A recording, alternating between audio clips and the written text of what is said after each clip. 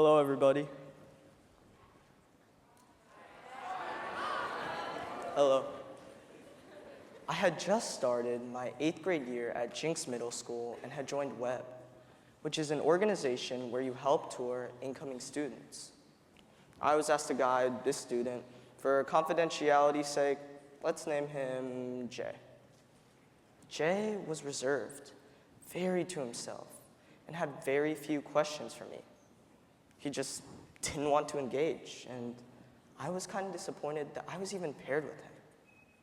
My friends were laughing and chirping down the halls and seemed to be having a great time. But all I really did with Jay was just show him around. There wasn't much of an exchange. I tell you all this because about 2 months later, I witnessed an incident where Jay had to be taken out of school by medical personnel for self-harm. I never saw Jay after that day, and I keep wondering to myself what I could have done differently. If I could have been more friendly, more persistent, if I could have even told the counselor. Jay is one of the millions of statistics that are a statement of my speech today. Today, I stand before all of you to shed light on a matter that is both urgent and essential. A looming apocalypse. Mental health in adolescence. Now, you might be asking yourself, why is this a problem? Well, the mental health pandemic is more widespread than you all might think.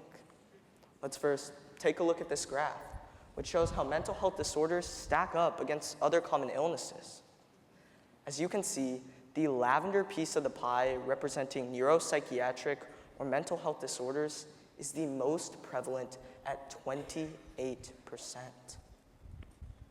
The global medical community, the think tanks and experts that are spent on finding cures to deadly diseases and vaccines for pandemics to save lives. Respect.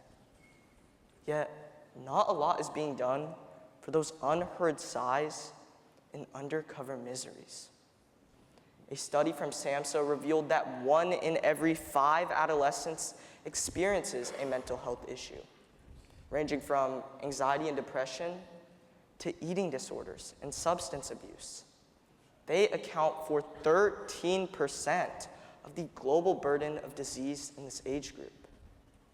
So folks, I just have to ask you all, is this not evident enough to prove my point? These numbers are alarming and underscore the importance of recognizing mental health as a critical component of overall health. Just as we are able to prioritize physical health, we must also be able to foster an environment where mental health can be openly discussed, understood, and addressed. Adolescence is a transformative time, filled with growth, exploration, and unfortunately, challenges that can significantly impact our mental health.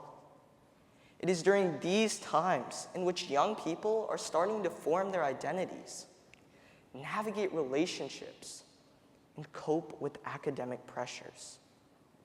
Adolescence brings about rapid physical changes, which can lead to body image issues and self-consciousness. These specifically target the prefrontal cortex of your brain, responsible not only for decision-making, but also for emotional regulation. The pressure to fit in and the strong desire for peer acceptance are overwhelming, leading to feelings of inadequacy, anxiety, and depression. More recently, the COVID-19 pandemic brought not only morbidity and mortality medically, but also a slew of psychiatric conditions, especially in adolescents and young adults. This made mental health resonate more with my interests, and I decided to conduct some research at my school that I would like to share with you all today. I shared a 6-question questionnaire with my fellow classmates, and the questions are as follows. How do you feel most of the days in the week? Do you feel happy most of the days? What are some things that make you feel angry or sad? How does stress affect your mood and behavior? Who is your go-to person for help? Do you normally feel comfortable asking for help?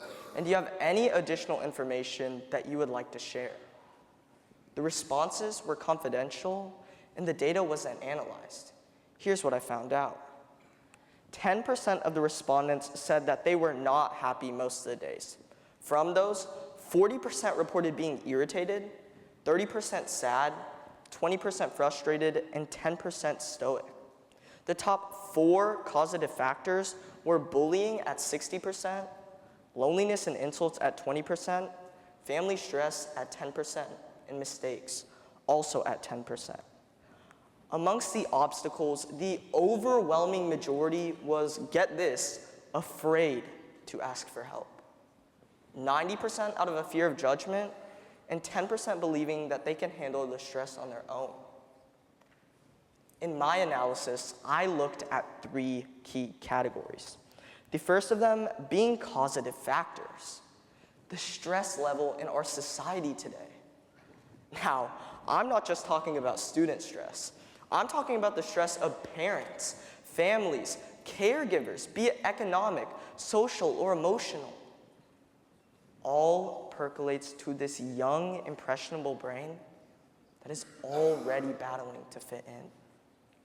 And you know, we can't talk about adolescence without also including social media.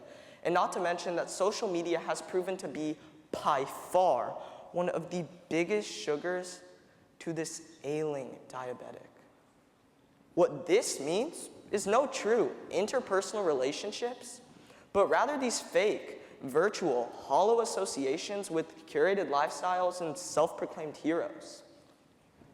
The second was indicative behaviors. These are the toughest ones. It can range from that one withdrawn, introverted individual to that trying to be gregarious, chatty girl that everyone thinks is weird. Mood swings, drug abuse, and defiance can lead to homicidal or suicidal behavior within no time. And finally, obstacles. Many adolescents face barriers in accessing professional help. In fact, a study done by Mental Health America, conducted just last year, found that 15% of teenagers suffered a major depressive episode in the past year. And just when you thought it couldn't get any worse, 60% of those individuals were unable to access help, whether that be due to financial constraints, a lack of availability, or even a fear of judgment. The stigma surrounding mental health has been hard to break and prevents open conversations about feelings and experiences. Additionally, advocacy and resources invested in mental health have always been low. The WHO found that in 24.4% of countries studied, government spending on mental health was less than 1% of the health budget. Yes, you all heard that correctly, 1%. Thankfully, in 2024, $216 million were allocated towards mental health, which is a 900% increase from 2021. The majority of these funds are used towards increasing the number of mental health professionals in K-12 schools, hitting the population that needs it the most. Now that I have you all completely on board with me and you've soaked up all the information that I've shared, or at least I hope you have, let's talk about something that's sure to make us all happy. Donuts. Just like a donut, mental health has that hole, and we need to fill that void with something good. With that, I mean solutions. By investing in mental health resources as well as support systems within our communities, we can ensure that every young person has the opportunity to seek help when they need it. We need more school counselors, but until we get an adequate number, we need mental health literacy training among all staff members and providing immediate support and crisis intervention. By prioritizing education and providing information about mental health in schools, we can equip every student with the knowledge they need to identify signs of mental health issues, not only in themselves, but also in their peers. An adoption of a multi-tiered system of support could also be extremely beneficial, as it allows for emotional and mental support catered to one's needs. And then there is that need for empathy, that kindness, that awareness, the effort from all of us to lend a hand to others, to those we feel may be struggling or just having a bad day. And all of this, to me, not having to stand up here again and tell you all the story of another Jay. Thank you.